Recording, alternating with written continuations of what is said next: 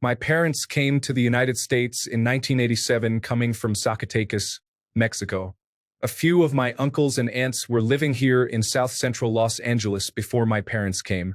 I have in total 5 siblings, 2 sisters, and 3 brothers. I am the youngest, now 18 years old. My sister is 3 years older than me, now 21. She was 13 years old at the time of this story. My uncles were gang-affiliated, and my eldest uncle, now 62, was an amazing tattoo artist. Relevant to the story, my dad wasn't a gang member but was well known in our city for participating in gang activity but was never jumped in.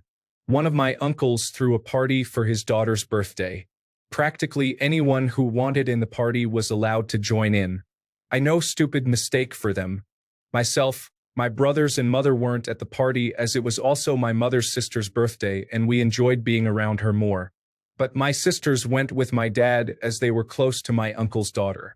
My sister was left alone sleeping in my cousin's room since our parties always ended up going until the next morning. The door to my cousin's room did not have a lock.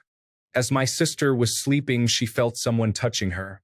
As she woke up, she realized it was a boyfriend of one of our older cousins, 17. Boyfriend was 19 at the time. Nothing was known beyond that until a month Los Angeleser when my sister had finally told my mom. Brave of her, since she was only 13. Many people at that age keep quiet for years.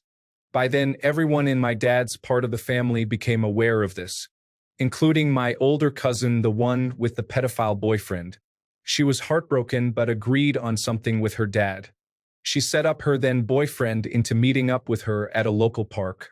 My dad, along with my uncles and a few members, waited at the park at around 9 p.m. Very lonely, barely lit, quiet park. A friend of my uncle, known as Santi, rest in peace, had a small recreational vehicle in which they waited in. The piece of shit arrived at the park. That's when my dad and the rest ran up to him and started beating the shit out of him until they dragged him into the recreational vehicle. Once inside, still continued to beat the shit out of him until they arrived at my uncle's P. Los Angeles, the one who did tattoos. Once they arrived, they took him inside where my uncle was ready with all his equipment and gave him some new artwork all over his face, neck, head and hands. All over he had writing indicating that he was a pedophile, including an extremely big tattoo across his forehead all the way to the right side of his head. They waited until he woke back up, now around 2 a.m. They dumped him in front of his father's house, not to be discovered by neighbors until the sun came out. My father left a heavy, well-written note on the door of the piece of shit's dad house. This led to his dad giving him his own set of beatings and finally kicking him out of his house.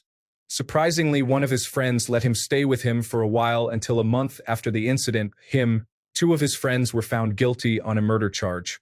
Apparently, the murder happened around 3 months before this whole incident.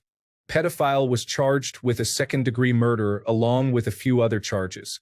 He was sent up to Chino Penitentiary.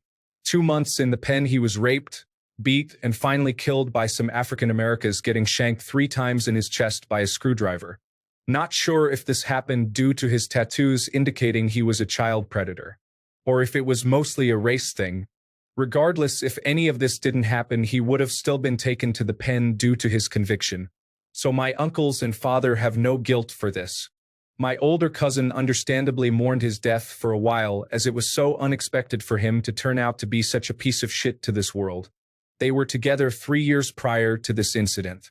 As for my sister, she is doing well for herself, currently attending Cal State Long Beach. I'm not sure if I can link his case on here or if it will be taken down. If you'll like to read about that, I'll send that to you privately to prevent this from being taken down. They did the thing we all daydream about doing to rapists. Fuck yeah. He deserved everything. The tattoo over the forehead was a nice touch.